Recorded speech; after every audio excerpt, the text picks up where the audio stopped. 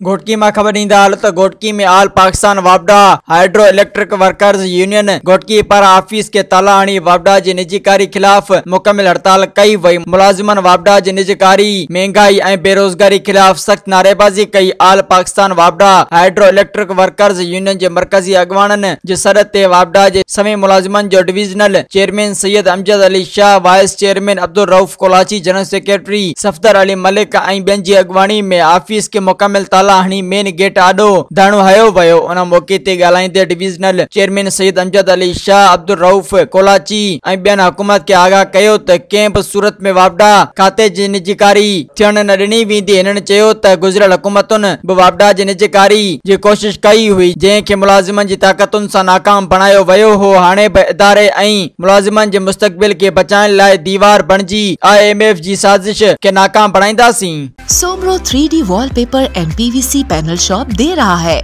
सबसे अच्छी सर्विस, बेहतरीन क्वालिटी के आला मयार वॉलपेपर और सीलिंग खूबसूरत डिजाइन और कलर्स में दस्तयाब है। हर किस्म के PVC वॉलपेपर्स और सीलिंग लगवाने के लिए हमसे राब्ता करें।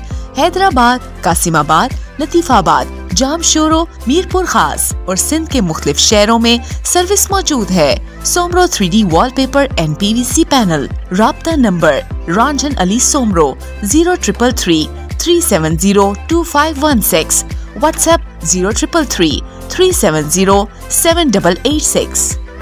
मज़ीद खबरन ऐं तफ़सीलात लाइ विज़िट कयो असांजी वेबसाइट www.awamiNewsHD.com ऐं ॾिसंदा रहो अवामी न्यूज़ HD।